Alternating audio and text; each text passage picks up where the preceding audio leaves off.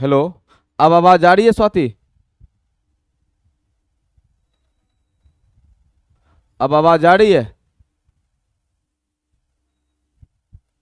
चलो। चलिए कोई बात नहीं, ये बैटरी थोड़ा इसका लो डिस्चार्ज था माइक का।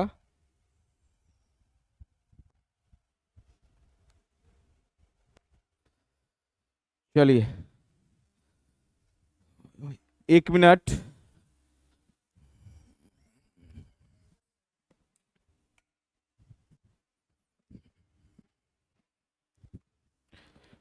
चलिए, तो अब हम रेडी हो गए क्लास लेने के लिए। तो चलिए आज हम लोग पढ़ेंगे पॉलिनेशन, परागन। ठीक है। तो जो बच्चे लाइव में हैं बताइए, परागन कितने प्रकार के होते हैं? क्लास 10 में आप लोग पढ़े होंगे, तो आपको बताना है कि परागन कितने प्रकार के होते हैं। ठीक है, बताइए।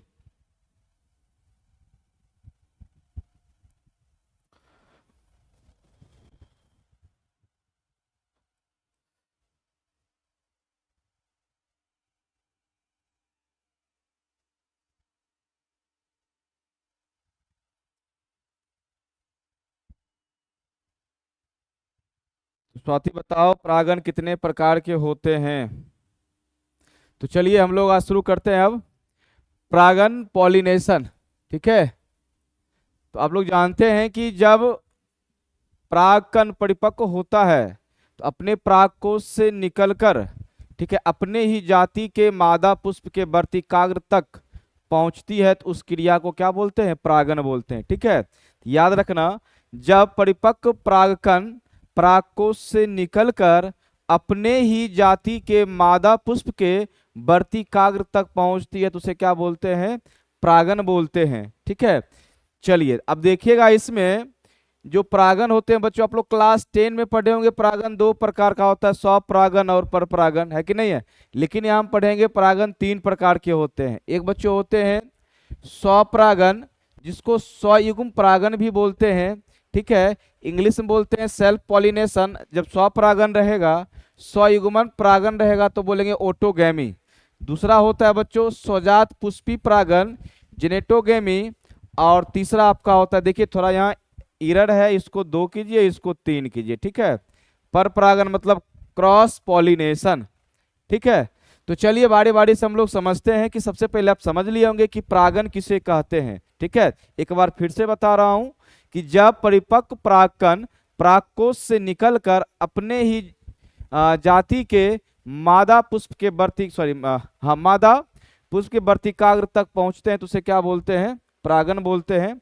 चलिए आगे हम लोग देखते हैं इसको बारी बारी से। स्वपरागन, परपरागन, स्वजात परागन को हम लोग समझते हैं। ठीक है। चलो देखना, इस डायग्राम में आपको तीनों प्रकार का परागन दिया हुआ है। ठीक है। और उसका इमेज भी है। चलिए देखना बच्चों, इसमें जो पर परागन के प्रकार हैं, सबसे पहले का है स्वपरागन। इसमें देखिएगा, यहाँ जो आपको दिख रहा होगा परागकोश है, इस परागकोश से पराग निकलकर अपने ही पुष्प के वर्तिकाग्र तक जा रहे हैं, तो इसको क्या बोलते हैं? ठीक है, स्वपरागन। तो याद रखना, जब परागकण, ठीक है, परागकोश से निकलकर अपने ही पुष्प के वर्तिकाग्र तक पहुंचते हैं तो इसको क्या बोलते हैं? स्वपरागन या स्वयुग्मन या ऑटोगेमी। अब आना स्वजात पुष्पी परागन। इसमें देखना, जब परागकण, ठीक है, परागकोश से निकलकर अपने ही पौधे के दूसरे पुष्प के वर्तिकाग्र तक पहुंचते हैं। कहा? दूसरे पुष्प के वर्तिकाग्र तक पहुंचते हैं तो उसको क्या बोलते हैं? स्वजात पुष्पी परागन। ठीक है, ध्यान देना। तो चलिए, इसमें ध्यान देने की बात यह है कि जब परागकण अपने ही पुष्प के वर्तिकाग्र तक पहुंचेंगे तो स्वपरागन। जब परागकण अपने ही पौधे के दूसरे पुष्प के वर्तिकाग्र तक पहुंचते हैं तब उसको क्या बोलते हैं? वर्तिकाग्र। तो यहाँ होनी चाहिए। ठीक है, देखना ध्यान से, यहां से निकलेंगे वर्तिकाग्र, ये है। ठीक है, यहाँ इस तक पहुंचेंगे तो इसे बोलेंगे स्वजात पुष्पी परागन। अब आना पर परागन में क्या होता है कि जब परागकण परागकोश से निकलेंगे, कहां से निकलेंगे, परागकोश से निकलेंगे और अपने ही जाति के दूसरे पौधे के पुष्प के वर्तिकाग्र तक, किस पौधे, दूसरे पौधे के पुष्प के वर्तिकाग्र तक पहुंचते हैं तो क्या बोलते हैं, पर परागन। चलिए यहां तक समझ में आया। चलिए अगला डायग्राम पे देखते हैं और यहाँ आपसे सवाल पूछेंगे, जवाब देते रहिएगा, ठीक है, तो समझ लेंगे कि आप समझ गए हैं। चलो तो देखना, इस डायग्राम में फिर से देखो और देखना इसमें क्या है कि जब परागकण अपने ही पुष्प के वर्तिकाग्र तक पहुंच रहे हैं तो इसको क्या बोलते हैं, ओटोगैमी, या इसको बोलेंगे स्वयुग्मन या स्वपरागन, ठीक है, स्वपरागन। इंग्लिश में क्या बोलते हैं इसको, ओटोगैमी। इसी में देखना, जब परागकण यहां से निकला और अपने ही पौधे के दूसरे पुष्प के वर्तिकाग्र तक पहुंच रहा है तब इसको क्या बोलते हैं, स्वजात पुष्पी परागन, ठीक है, क्या बोलते हैं, स्वजात पुष्पी परागन। और इंग्लिश में क्या बोलेंगे, ठीक है, जिटनोगैमी। अब आना, जब देख रहे हैं कि ये परागकोश से परागकण निकलकर दूसरे पौधे, देखिए दूसरा पौधा है, दूसरे पौधे के वर्तिकाग्र तक आ रहे हैं तब इसको क्या बोलते हैं, पर परागन, ठीक है। यहां तक कोई दिक्कत तो बताओ स्वाति, यहां तक कोई दिक्कत, एक मिनट।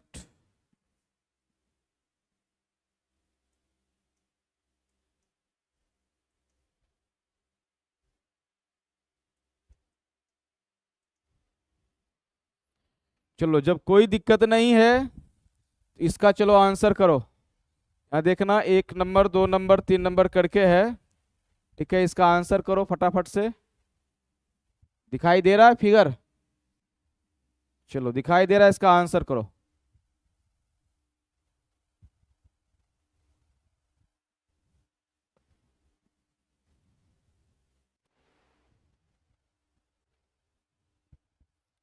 चलो स्वाति, इसमें देखिए आपको 1 नंबर 3 नंबर और सॉरी 1 नंबर 2 नंबर 3 नंबर आपको दिया गया। इस डायग्राम को देख के आपको 1 नंबर में लिखना है इसमें स्वपरागन होगा, किसमें स्वजात परागन होगा और किसमें पर परागन होगा, तीनों का आंसर बताइए। पढ़ना है तो समझ समझ के आराम से पढ़ना है, ठीक है।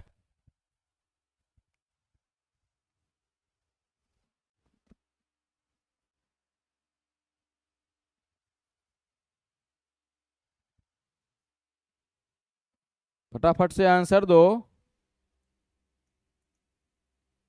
चलो एक का लिखे हैं स्वपरागन, चलिए दूसरा बताइए।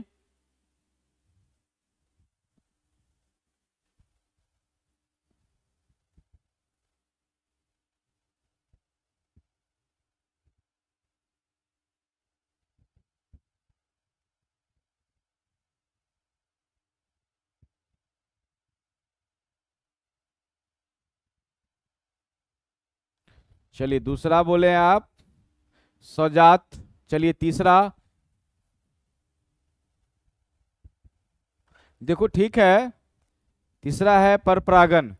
चलिए ध्यान देना, ठीक है। चलो यहां तक आप लोग समझ लिए हैं तो आगे बढ़ते हैं। चलो और इस पे एक बात ध्यान देना, इस शब्द पे ध्यान दो क्योंकि ये शब्द आपको हो सकता है कि ऑब्जेक्टिव क्वेश्चन में कहीं फंसा ना ले, ठीक है, इसलिए इसमें उलझना नहीं है, ठीक है, इस पे विशेष ध्यान देना, ठीक है। चलो ध्यान किस पे देना है, सो देना। देखो कि देखिए जहां आप स्वपरागन बोल रहे हैं उसको हम स्वयुग्मन भी बोलते हैं। अब देखना इसको इंग्लिश में क्या बोलते हैं, ओटोगैमी, ठीक है। हो सके आपको पूछ दे सवाल में, जब परागकण परागकोश से निकलकर अपने ही पुष्प के वर्तिकाग्र तक पहुंचने की क्रिया को क्या बोलते हैं, यदि वो आपको हो सके दे दे ओटोगेमी, सेल्फ पॉलिनेशन नहीं दे, स्वपरागन नहीं दे, ठीक है, स्वयुग्मन दे दे या फिर ओटोगेमी दे दे, ठीक है, तो वहाँ हो सकता है कि आप वहाँ कंफ्यूज हो सकते हैं, इसलिए इसका इंग्लिश वर्ड भी याद रखना। ठीक है, जब स्वपरागन होते हैं उसको स्वयुग्मन भी बोलते हैं और इंग्लिश में ओटोगेमी बोलेंगे। ठीक है, दूसरा देखना, जब जाके, ठीक है, स्वजात होगा, कौन होगा, स्वजात होगा, स्वजात पुष्पी परागन होगा, याद रखना इसको बोलते हैं जीटनोगेमी। ठीक है, इस जीटनोगेमी पर ध्यान देना। और अब लास्ट में जिसको हम लोग क्या बोलते हैं, पर परागन, सेल्फ पॉलिनेशन, ये तो आप पहले से जान रहे हैं कि पर परागन को सेल्फ पॉलिनेशन कहते हैं, लेकिन याद रखना, एक और याद रखना, जीनोगेमी। ठीक है, जब आपको दे दे एग्जाम में पर परागन से संबंधित सवाल और ऑप्शन में पर परागन या क्रॉस पॉलिनेशन नहीं हो, तो वहां ध्यान देना जीनोगेमी है या नहीं है। इस तरह से पढ़ोगे तो कहीं कोई कंफ्यूजन नहीं रहेगा। ठीक है, नहीं तो कभी कभी होता है कि क्वेश्चन में हल्का भी ट्विस्ट डाला जाता है, जो बच्चे रटने वाले होते हैं, ठीक है, वो तो रट के जाते हैं, थोड़ा भी चेंज होता है वहां जो है फ्लॉप्स हो जाते हैं। ठीक है, अब बताओ इसमें टॉपिक, अगला टॉपिक है कि स्वपरागन के लिए अनुकूलन, किसके लिए, स्वपरागन के लिए अनुकूलन। तो ध्यान देना, सबसे पहले स्वपरागन के लिए कौन सा पुष्प होना चाहिए, द्विलिंगी पुष्प होना चाहिए, सबसे पहले ये याद रखना है। ठीक है, स्वपरागन के लिए कौन सा पुष्प होना चाहिए, द्विलिंगी पुष्प होना चाहिए। ठीक, अब आइए वहीं पे जब बात करेंगे पर परागन में, तो पर परागन में द्विलिंगी और एकलिंगी दोनों पुष्प चलता है। ठीक, लेकिन याद रखना स्वपरागन के लिए कौन सा पुष्प चाहिए, द्विलिंगी पुष्प चाहिए। दूसरा देखिएगा इसमें क्या है, समकालपकता, इसका मतलब क्या है, ध्यान देना। ठीक है, ये आपका पुष्प है, ठीक है, इस पुष्प में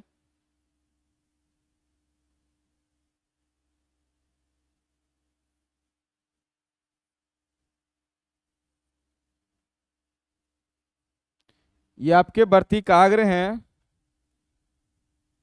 और ये परागकोश। इस पे ये ध्यान देना, समकालपकता का मतलब ये हुआ कि बच्चों इसमें यदि ये वर्तिकाग्र जिस टाइम जिस समय में परिपक्व होगा उसी समय में इसमें परागकण को भी क्या होना पड़ेगा, दोनों को जो है सो बराबर समय पर बराबर टाइम पर परिपक्व होना पड़ेगा, इसी को बोलते हैं समकालपकता। मान लो ये आज परिपक्व हुआ है, ठीक है, और इसमें परागकण अभी परिपक्व हो चुके हैं, लेकिन ये वर्तिकाग्र पता चला 2 दिन बाद परिपक्व होंगे। इस स्थिति में ये द्विलिंगी पुष्प होने के बावजूद भी ये क्या कर सकते हैं, स्वपरागन नहीं कर पाएंगे। इसलिए स्वपरागन करने के लिए बच्चों ध्यान देना है कि जो परागकण और वर्तिकाग्र, ठीक है, या स्त्री केसर और पुंकेसर दोनों एक समय में परिपक्व होना चाहिए, इसको ही बोलते हैं समकालपकता। यदि ये विभिन्न कालपकता में आएंगे, अलग अलग समय में जब परिपक्व होंगे, इनके परिपक्व होने का समय कुछ और होगा, इनका कुछ और होगा, तो द्विलिंगी पुष्प होने के बावजूद भी बच्चे क्या करेंगे, पर परागन करेंगे, स्वपरागन नहीं कर पाएंगे। ठीक है, तो ध्यान देना इस बात पे। सबसे पहले कौन सा पुष्प होना चाहिए, द्विलिंगी पुष्प, किसके लिए, स्वपरागन के लिए। दूसरा बात, समकालपकता मतलब समान समय पे, ठीक है, परागकण को भी परिपक्व होना होगा और वर्तिकाग्र को भी परिपक्व होना होगा। उसके बाद होता है अनुन्मील्य परागनी पुष्प। ठीक है, इस पे ध्यान देना, ये कैसा पुष्प होता है,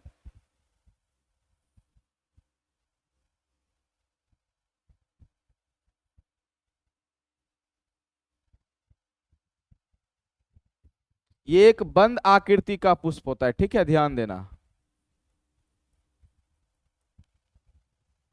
जब ये बंद आकृति के पुष्प हैं,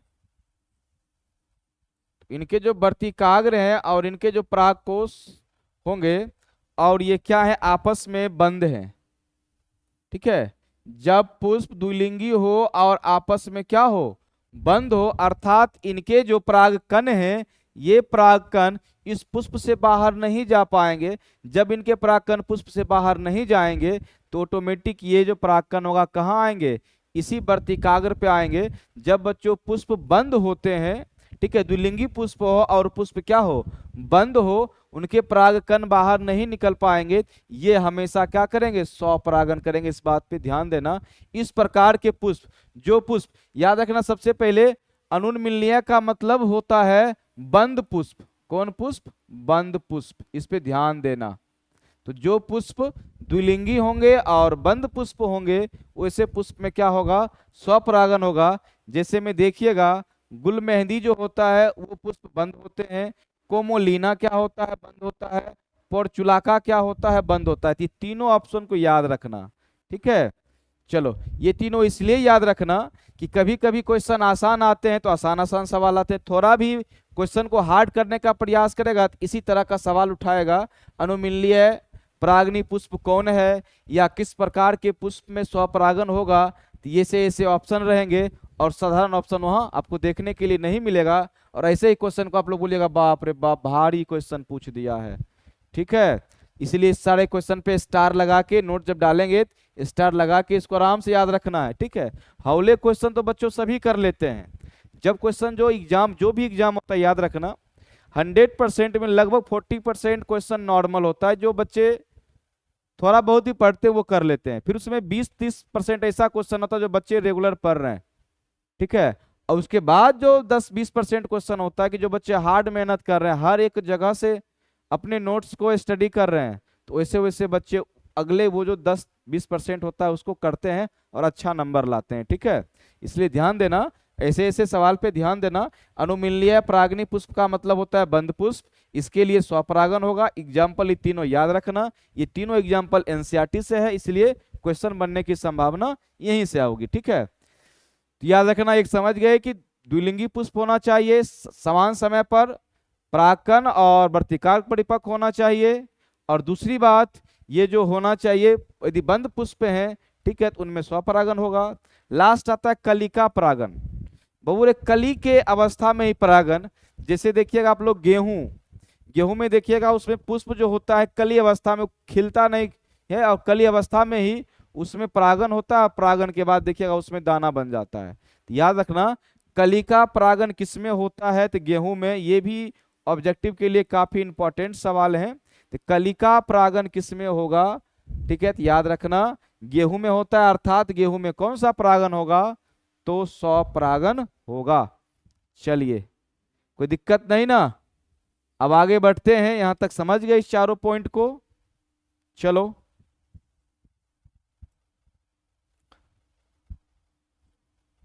अब बात करते हैं स्वपरागन के लाभ, क्या क्या लाभ हैं। चलो, तो देखना, इसमें सबसे पहला लाभ यह है, इसमें अधिक संख्या में परागकणों की आवश्यकता नहीं होती है, बिल्कुल नहीं होती है।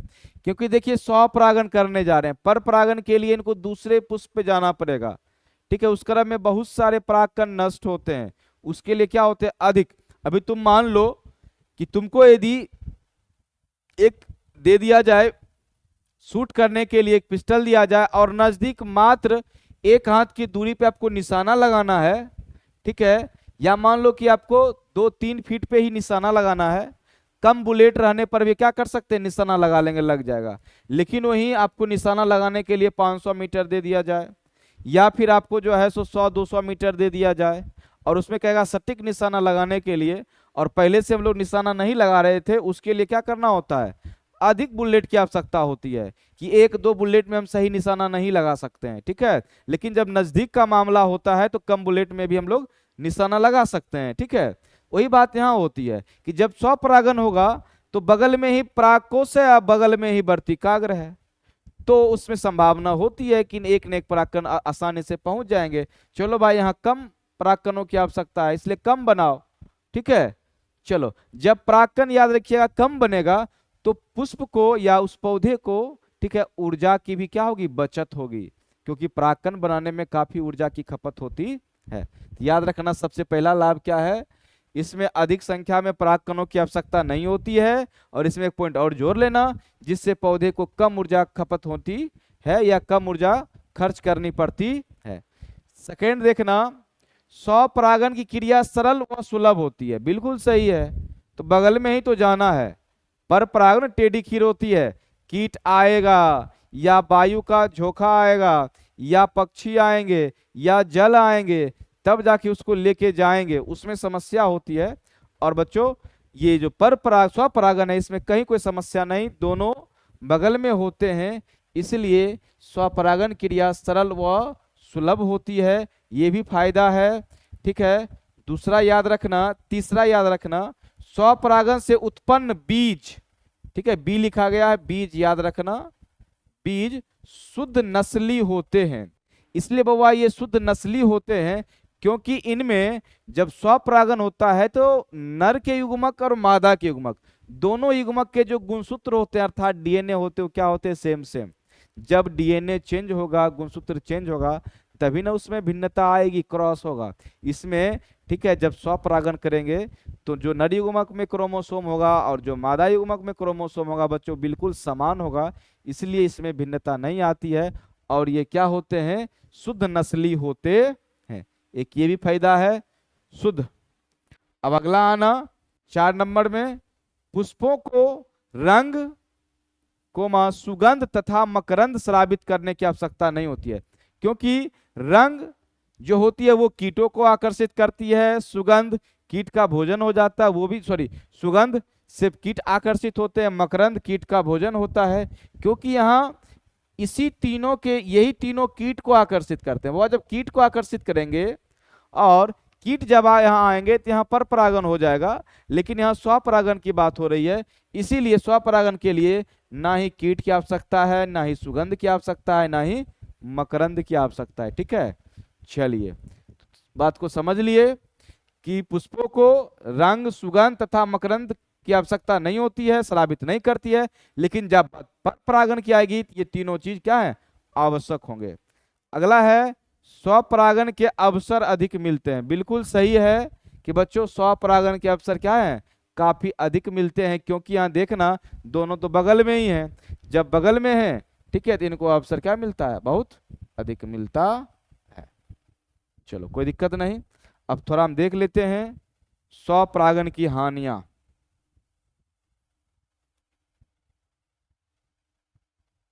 ये क्या आ गया, स्वपरागन की हानियां। चलो चलो चलो चलो ठीक,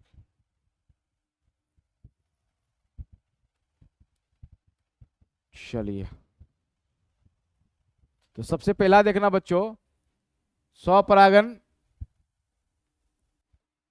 स्वपरागन से उत्पन्न बीजों में संकर, ठीक है, क्या संकर ओज कम होता है। तो संकर का मतलब आप लोग समझ रहे होंगे, संकर का मतलब होता है हाइब्रिड। हाइब्रिड तभी बच्चों बनता है कि जब दो अलग अलग, एक ही जाति होने चाहिए लेकिन जब दो अलग अलग पौधे होंगे अर्थात उनके जो क्रोमोसोम उनमें भिन्नता होती है, जब उनके बीज क्रॉस होती है उससे जो उत्पन्न बीज होते हैं वो क्या कहलाते हैं, संकर। तो याद रखना जब स्वपरागन होगा तो अलग अलग क्रोमोसोम पार्टिसिपेट करेंगे नहीं, जब करेंगे नहीं तो वो संकर ओज होंगे नहीं, इसलिए स्वपरागन से उत्पन्न बीजों में संकर ओज कम होते हैं, ये हानि है, हाइब्रिड नहीं होते हैं। जैसे कि बच्चा मान लो कि कोई पौधा बौना है, ठीक है, अब जब वो बौना है तो उसके पास बौना वाला, या मान लो कोई जो है कोई ऐसे फसल है जिनकी उत्पादकता कम हो गई है, जब उत्पादकता उनकी कम हो गई है, कम हुए अनाज को उत्पन्न कर पाते हैं और वो स्वपरागन करेंगे तो वहां क्या होगा, और उनकी उत्पादकता कम होते जाएगी, कम होते जाएगी। जब उनको दूसरे वाले उसी जाति के दूसरे परागकण और वर्तिकाग्र के बीच में परागन होगा और उसके बाद अलग अलग युग्मकों के बीच में उनका जब निषेचन होगा, उनसे जब बीज बनेगा तो हो सकता है कि वो बीज संकर हो ताकि उधर से उत्पादन बढ़ाने वाला क्रोमोसोम आ जाए, लेकिन जहां उत्पादन कम होने वाला क्रोमोसोम है बार बार उसी में यदि परागन होगा और निषेचन होगा उससे बीज बनेंगे, इससे क्या होगी, उसकी उत्पादकता और घटते चली जाएगी। ठीक है, इस बात पे ध्यान देना, इसीलिए वो संकर ओज के कम होते हैं। दूसरा हानि क्या होगा, स्वपरागन से उत्पन्न पौधों में केवल एक ही पौधे के लक्षण होते हैं। बिल्कुल सही है, अभी मान लो कि कोई पौधा लंबा है और उसमें स्वपरागन होगा तो उस पौधे क्या होंगे, लंबे होते चले जाएंगे। यदि उनका बौना है तो क्या होता चलेगा, बौना ही होता चला जाएगा। ठीक है, इस बात पर ध्यान देना कि स्वपरागन में एक ही पौधे के लक्षण होते हैं। तीसरा, पादप विकास की संभावनाएं कम होती है। बिल्कुल कम होगा, है कि नहीं है। चलिए अब देखिए, मैं आपको एक बात बता दूं, ठीक है, जब नर युग्मक और मादा युग्मक का डीएनए सेम होगा, यहाँ कोई संभावना ही नहीं बनती है कि उसमें कोई विकास हो, कोई भिन्नता हो। याद रखना, विकास और भिन्नता तब होती है जब जाके, ठीक है, दोनों अलग अलग जनक से गैमेट आपस में फ्यूज करते हैं, अलग अलग क्रोमोसोम जब पार्टिसिपेट करते हैं तब उनमें विकास भी देखा जाता है और विभिन्नता भी देखी जाती है। लेकिन जब स्वपरागन होगा बच्चों, उसमें ठीक विकास की संभावनाएं क्या होगी, काफी कम होती है।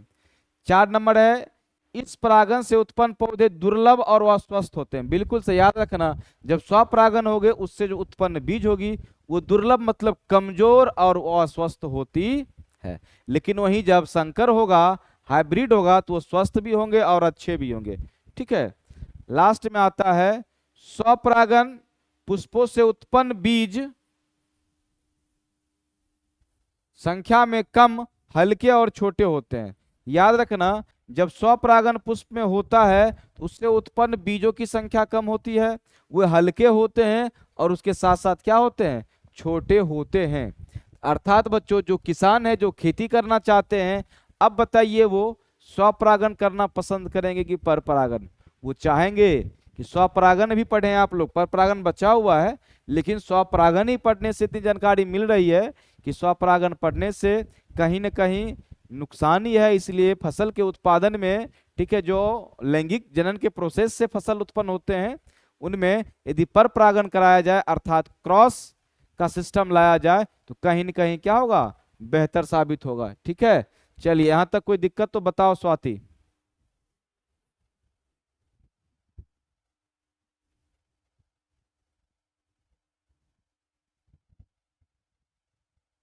यहां तक कोई डाउट है, पूछना है तो पूछ लो, या एक के बोलो रिवाइज, शॉर्ट में एक के और रिवाइज करवा देते हैं पूरे को।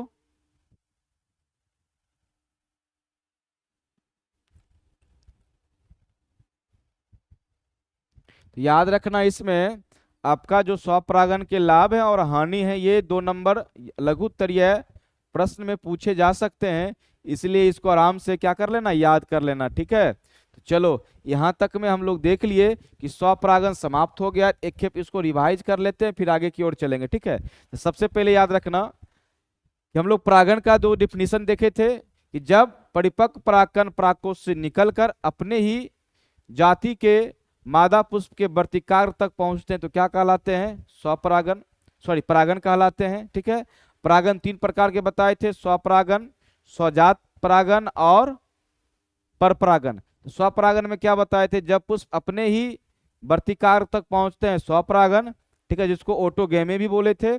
जब परागकण, ठीक है, परागकोश से निकलकर अपने ही पौधे के दूसरे पुष्प के वर्तिकाग्र तक पहुंचते हैं तो उसको क्या बोले थे, स्वजात पुष्पी परागन, और उसको इंग्लिश में बोले थे क्या कहते हैं, जिटनोगेमी। उसके बाद जाकर तीसरा था, जब परागकण परागकोश से निकलकर अपने ही जाति के दूसरे पौधे के पुष्प के वर्तिकाग्र तक पहुंचते हैं, तब उसको बच्चों क्या बोलेंगे, परपरागन, और उसको बोलते हैं जीनोगेमी। उसके बाद स्वपरागन और परपरागन के लाभ हम लोग देख लिए। ठीक है, इसको याद रखना। अब इसके बाद हम लोग चलेंगे किधर, परपरागन में। ठीक है, चलो एक बात ध्यान देना, इसमें एनसीईआरटी बुक जो लिखा है इस पर भी ध्यान देना। ये जो स्वजातीय परागन है, ठीक है, स्वजात पुष्पी परागन जो है, ये क्रियात्मक रूप से, याद रखना किस रूप से, क्रियात्मक रूप से ये परपरागन जैसे होते हैं। ठीक है, क्योंकि देखना पर परागन के लिए बच्चों कारक की आवश्यकता होती है। किसकी आवश्यकता, कारक। तो सर कारक क्या क्या है, तो याद रखना पर परागन के जो कारक होते हैं वो कीट होते हैं, ठीक है, वायु होते हैं, ठीक, जल होते हैं, जंतु होते हैं। ठीक है, कीट, वायु, जल, जंतु। ठीक है, जंतु में अलग से एक चमगादड़ भी लिया जाता है, कोई दिक्कत नहीं है, जंतु में चमगादड़ को देख लेंगे। याद रखना पर परागण के लिए बच्चों कारक की आवश्यकता होती है, जिसको माध्यम भी बोल सकते हैं हम लोग, कीट, वायु, जल, जंतु। तो यहां भी देखना, जब परागकण परागकोश से निकलेंगे और वर्तिकाग्र तक आएंगे, इनके लिए भी कारक की आवश्यकता होती है। किसकी आवश्यकता? कारक की आवश्यकता होगी। इसीलिए याद रखना, ये स्वजात पुष्पी परागण जब क्रियात्मक रूप से सवाल पूछा जाए, क्रियात्मक रूप से कौन सा होगा, तो क्रियात्मक रूप से स्वजात पुष्पी परागण जो है वो किसके लक्षण में आएंगे? पर परागण के। लेकिन जब पूछेगा अनुवांशिक के आधार पे या आनुवांशिकता के आधार पे, याद रखना अनुवांशिकता के आधार पे आ जाएंगे स्वपरागण। ये थोड़ा स्टैंडर्ड बात आपको हम बताए हैं, इस पे ध्यान देना, ठीक है। क्या कि स्वजात पुष्पी परागण की परिभाषा भी समझ लिए, लेकिन क्वेश्चन थोड़ा जितना भी उसको हार्ड करना है कर ले, थोड़ा फंसाने का प्रयास करेगा कि मान लो कि स्वजात पुष्पी परागण क्रियात्मक रूप से किस प्रकार के परागण जैसे होते हैं। जब क्रियात्मक रूप आ जाए बच्चों, तो याद रखना क्रियात्मक रूप आ जाए तो पर परागण जैसा व्यवहार इनका होता है, लेकिन आनुवांशिक रूप पूछे तो स्वपरागण। आनुवांशिक में स्वपरागण क्यों होगा उस बात को भी जान लीजिए, क्योंकि ये एक पादप है, अर्थात इनका जो क्रोमोसोम होगा, वो क्रोमोसोम जो होगा वो इस पुष्प के लिए भी सेम होगा और इस पुष्प के लिए भी क्या होगा? सेम होगा। अर्थात इनका आनुवांशिक, इनका आनुवांशिकता क्या है? दोनों का सेम होगा। इसीलिए इनका गैमेट जब इस पे आएगा, इस गैमेट से फ्यूज होगा, यहाँ जो क्रोमोसोम होंगे वो लगभग सेम गुणवत्ता वाले होंगे। इसीलिए जब आनुवांशिकता के आधार पे पूछेगा स्वजात में, ये स्वपरागण जैसा व्यवहार करेगा, क्रियात्मक बोलेगा तो पर परागण। बताओ इसमें कोई दिक्कत?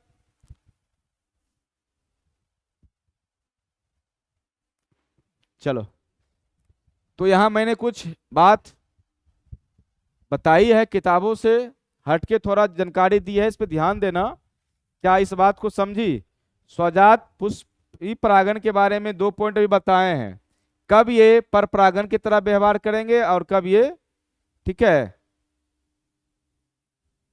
क्या फिर से बता दूं एक बार? स्वाति प्रिया नहीं बोल रही है, इसका कंफर्म करो, क्या आप एक बार फिर से जानना चाह रही हो?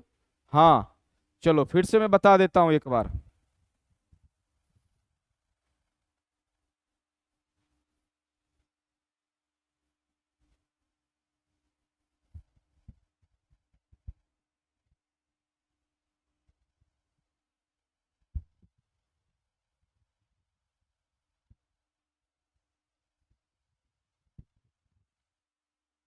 तो ध्यान देना, सबसे पहले इस पॉइंट को समझना, पर परागण के लिए क्या चाहिए?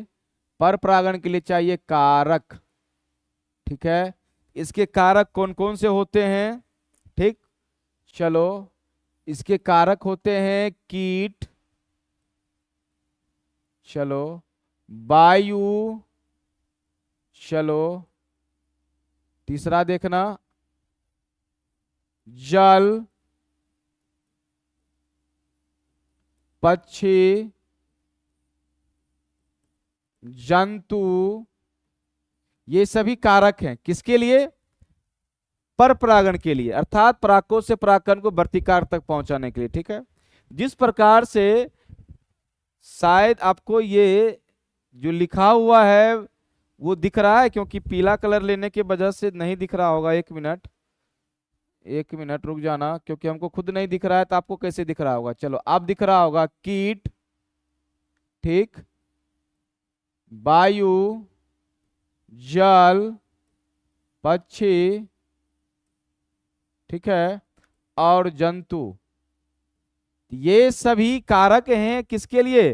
परागण के लिए, सॉरी पर परागण के लिए, ठीक है। ध्यान देना, क्योंकि यही सब कारक परागकण को वर्तिकाग्र तक लाएंगे, ठीक है। चलिए, अब यही कारक की आवश्यकता हो जाती है किसमें? इस कारक की आवश्यकता हो जाती है स्वजात पुष्पी परागण में। जब कारक की आवश्यकता हो जाती है, ठीक है, इसमें भी कीट, वायु, जल, पक्षी, जंतु इसमें पार्टिसिपेट करेंगे इनके परागकण को वर्तिकाग्र तक पहुंचाने के लिए। इसीलिए क्रियात्मक रूप से, किस रूप से?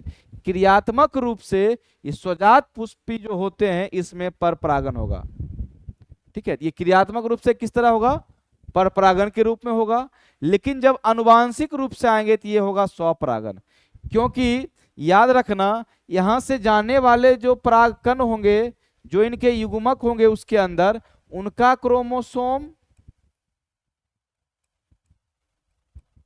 और इसके वर्तिकाग्र जो है इस पुष्प का जो क्रोमोसोम होगा, दोनों क्रोमोसोम बिल्कुल सेम होंगे। होंगे कि नहीं होंगे?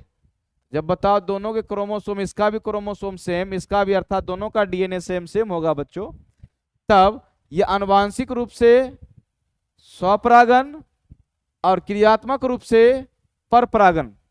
ठीक है, अब समझ में आया? चलो कोई बात नहीं, तो थोड़ा टाइम, 1 मिनट। हम्म,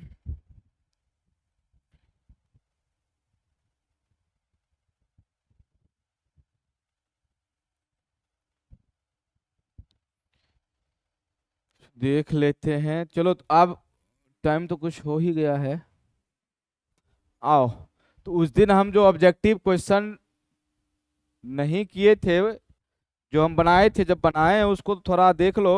और ऑब्जेक्टिव जो करवा रहे थे, फिर कल से होगा ऑब्जेक्टिव का क्यूज आपके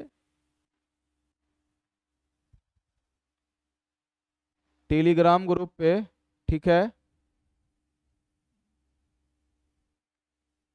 और जो दिए थे उस दिन, जो मौखिक किए थे, आज ऑन स्क्रीन कर लेते हैं। ठीक, चलो।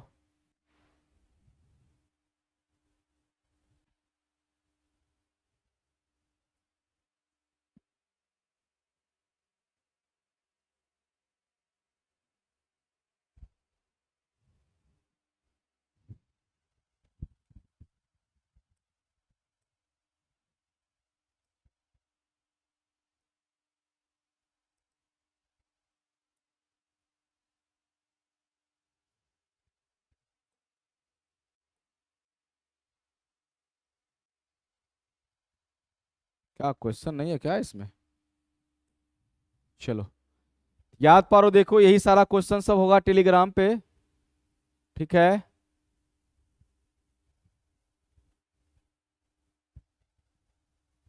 यही सब क्वेश्चन था ना। इस प्रकार से याद रखना, कभी कभी हम कुछ, ठीक है, व्यस्त रहते हैं तो नहीं डाल पाते थे। व्यस्त नहीं रहेंगे तो इस प्रकार से डेली लगभग डालते रहेंगे। और आपका जो क्लास होगा, उस क्लास में, जब क्लास किया तो शुरुआत में या अंत में उस क्वेश्चन को एक एक क्लियर करते चलेंगे। ठीक है, चलिए, ओके। अब देखना, इसमें ये क्वेश्चन दिए थे, निम्नलिखित में से, ठीक, निम्नलिखित में से कौन साइन कार्पस है? ठीक है, साइन कार्पस, याद रखना साइन कार्पस में क्या बताए थे, युक्त या व्युक्त। चलो तुम कमेंट करके बताओ, साइन कार्पस, ये हिंदी लिखा, इंग्लिश लिखा हुआ है, इसका हिंदी क्या होगा? इसका हिंदी यदि आपको याद होगा, इसका मतलब ये कॉन्सेप्ट आपको आसान, आराम से याद हो जाएगा और इसका आंसर आप कर सकते हैं। तो सबसे पहले बताओ, साइन कार्पस का मतलब युक्त अंडपी होगा कि व्युक्त अंडपी होगा?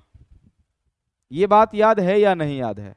स्वाति बताओ, साइन कार्पस का मतलब युक्त अंडपी होगा कि व्युक्त अंडपी होगा?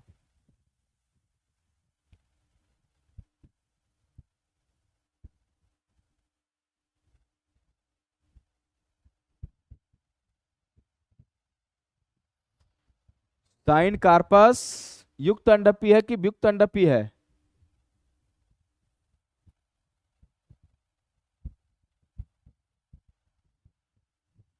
चलो बहुत बढ़िया, साइन कार्पस युक्त अंडपी है। अब बता दो, इस युक्त अंडपी है तो इसमें आपका आंसर कौन सही है? पेपावर है, माइचेलिया है, ए और बी, दोनों के इनमें से कोई नहीं, बताओ।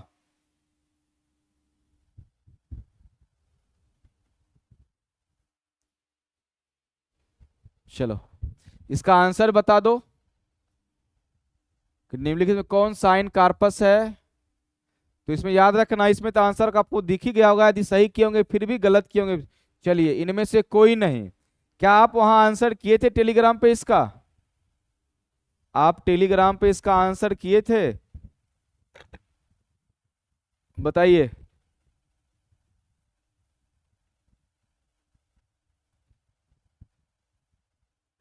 टेलीग्राम पे आप इसका क्या आंसर किए थे?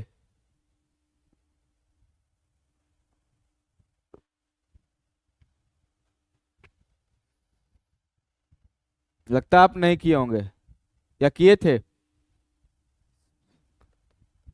देखिए मैं इसलिए पूछा कि देखिएगा टेलीग्राम ग्रुप पे यदि आपसे गलत हो जाएगा ना, तो उसमें देखिएगा कि जो सही होगा उस गोले में आपको सही का निशान लग जाएगा, ठीक है। आपका गलत जो दिए होंगे ऑप्शन वो आपका रेड हो गया होगा, ठीक है। यदि सही देते होंगे तो फुब्बारा उड़ता होगा, ठीक है। लेकिन जब गलत भी आंसर देते होंगे तो आपको जो उसका ऑप्शन रहता होगा उसमें सही का निशान लग जाता है, तो आपको आंसर उसी समय मिल जाएगा कौन सही है कौन गलत। यदि उसके बाद कंफ्यूजन रहे तो उसको ध्यान में याद पार के रखना है और कमेंट में भी पूछना है कि सर फलना नंबर क्वेश्चन को में कमेंट मतलब दिक्कत है, ठीक है। बाकी हम तो पांचों करेंगे, याद रखना। इसलिए इसमें इनमें से कोई नहीं होगा आंसर इसका, मतलब ये नहीं होगा, ये पैपावर होगा। क्योंकि पैपावर में क्या होता है, युक्त अंडपी होता है, याद रखना। पैपावर में कौन सा अंडपी होगा, युक्त अंडपी होगा, ठीक है। जाकर देखिएगा टेलीग्राम खोल के, आदि गलत भी आप किए होंगे, आपका जो सही आंसर होगा उसमें देखिएगा 9 का चिन्ह लगा होगा, ठीक है। इस पे ध्यान देना।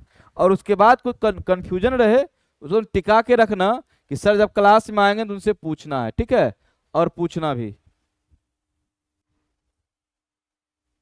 चलो बताओ इसका आंसर क्या, सही की थी गलत की थी। इष्ट में किस प्रकार का अलैंगिक जनन होता है, इष्ट में किस प्रकार का अलैंगिक जनन होगा, बाह्य मुक्लन होगा, अंतःमुक्लन, ठीक है, पुनर्जनन, या इनमें से कोई नहीं। इसका आंसर क्या दी थी, फटाफट से तनी रहो, एक्टिव रहो, आंसर बताओ। इसका क्या दी थी, इष्ट में किस प्रकार का अलैंगिक जनन होता है।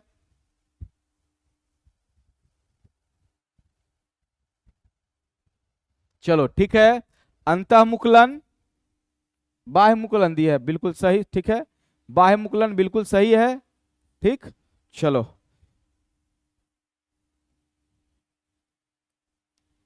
नेक्स्ट।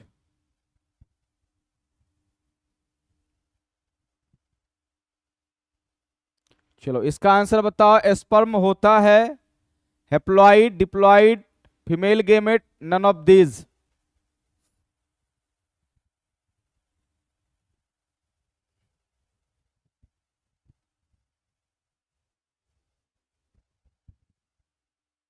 इसका आंसर बताओ।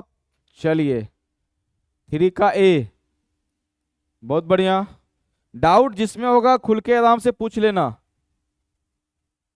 यदि डाउट होगा तो क्वेश्चन नंबर लिख के डाउट लिख दो, मैं उसको क्लियर कर दूंगा। यदि डाउट नहीं है तो चलो बताते चलो आंसर। ये तो आसानी है, बंगाल का आतंक किसे कहते हैं बताओ। इसका आंसर क्या की थी, 4 का आंसर बताओ।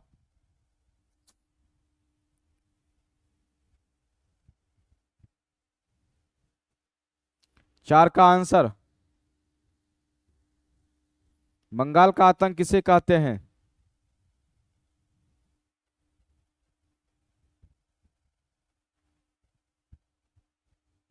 हाँ इनमें से कोई नहीं, देखिएगा जानबूझ के दिए थे, ठीक है।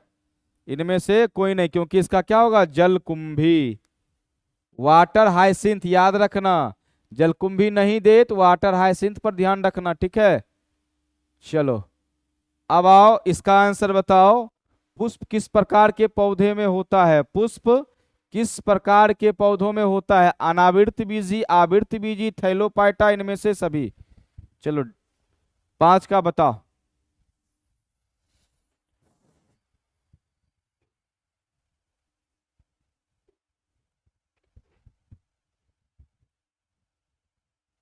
चलो बहुत बढ़िया, ठीक है। तो मेरा प्रयास ये है कि आप लोग थोड़ा मेहनत कीजिए और हमारे तरफ से जो कंटेंट दिया जा रहा है देंगे उसमें ऑब्जेक्टिव में कम से कम, ठीक है, 35 में 35 करना है, कहीं कंफ्यूजन नहीं। इसके लिए 35 में 35 लाने के लिए, ठीक है, आपको पढ़ने से ज़्यादा प्रैक्टिस करना होगा, ठीक है। पढ़ने से ज़्यादा प्रैक्टिस करना होगा। प्रैक्टिस ये करना होगा कि मान लीजिए कि आपको ऑब्जेक्टिव क्वेश्चन यदि मिले या कोई बुक ऑब्जेक्टिव खरीदते हैं या फिर देंगे, उसमें आप बिना उसका आंसर देखे हुए उसको बार बार बनाइए। जो चैप्टर आपका खत्म हो गया है, मान लीजिए फर्स्ट चैप्टर खत्म हो गया है, सेकेंड अभी चल रहा है, आपको जो भी क्वेश्चन बैंक है, जो भी ऑब्जेक्टिव का बुक मिले उसको बनाइए। यदि उसमें डाउट रहता है बेहिचक, ठीक है, कमेंट करके पूछ लीजिए, उसको हम बता दिया करेंगे, ठीक है। प्रैक्टिस जितना ज़्यादा कीजिएगा आपको उतना ज़्यादा नंबर आने की संभावना है, क्योंकि बिना प्रैक्टिस के आपको, ठीक है, यदि आपको याद भी है, आप जानते भी है, कहीं न कहीं गलती कर बैठते हैं। और प्रैक्टिस करने से, सेट बनाने से, ठीक है, गलतियां दूर होती है। इस पे ध्यान देना, ठीक है। तो प्रैक्टिस करते रहना जो भी चैप्टर है, ठीक। एक क्वेश्चन नहीं समझे, फर्स्ट क्वेश्चन नहीं समझे, चलिए मैं उस पर चलता हूं, कोई बात नहीं है।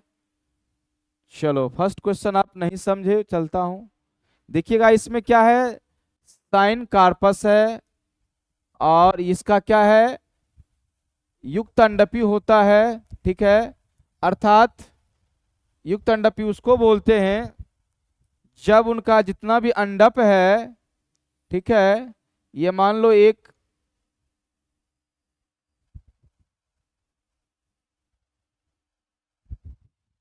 पुष्पासन है, इस पुष्पासन में, ठीक है, जितने भी बीजांड हैं ये आपस में क्या है, फ्यूज हैं। आपस में जब फ्यूज रहते हैं, ठीक है, सब आपस में फ्यूज है, युक्त हैं, तो इस प्रकार का जो पौधा होता है या इस प्रकार का जो स्त्री केसर होता है उसको बोलते हैं युक्त अंडपी, अर्थात इंग्लिश में साइन कार्पस। तो इस प्रकार से याद रखना, पैपावर जो है, ठीक है, ये पैपावर जो है जिसको अफीम भी बोलते हैं, ये पैपावर का पौधे का जो अंडप होता है सब आपस में फ्यूज होते हैं, ठीक है। इसलिए याद रखना साइन कार्पस का एग्जांपल पेपावर होगा। यदि एनसीईआरटी बुक है तो उसको लट के देखना, उसमें आपको इसका फिगर मिल जाएगा, नहीं तो इसका फिगर देखना है 1 मिनट वेट कीजिए, मैं तुरंत आपको इसका फिगर दिखाता हूं, ठीक है। चलिए 1 मिनट रुकिए। डाउट को जब क्लियर करना है तो बढ़िया से करना है, ठीक है। ओ ओ ओ ओ ओ ओ अरे भाई साहब, अच्छा अच्छा अच्छा।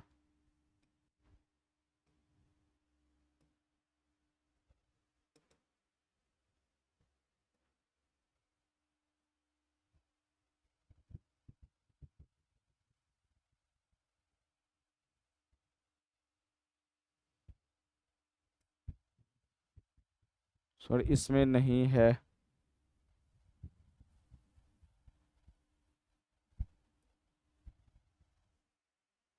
आपको बैक क्लास लिए थे उसमें था, फिगर आपको दिखाए थे क्लास जिस समय लिए थे उसी समय।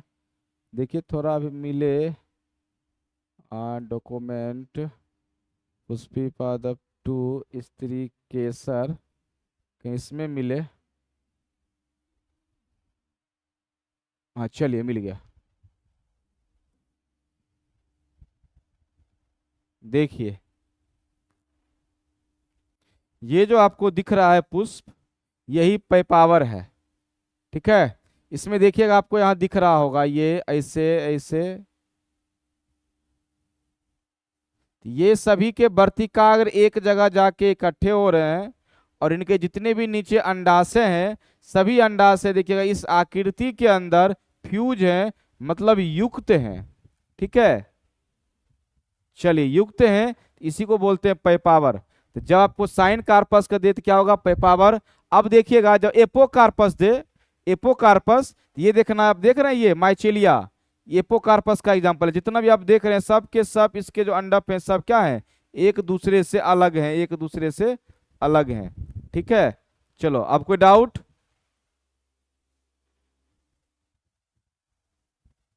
नहीं ना। चलिए फिर मिलते हैं अगले क्लास में अब, ठीक।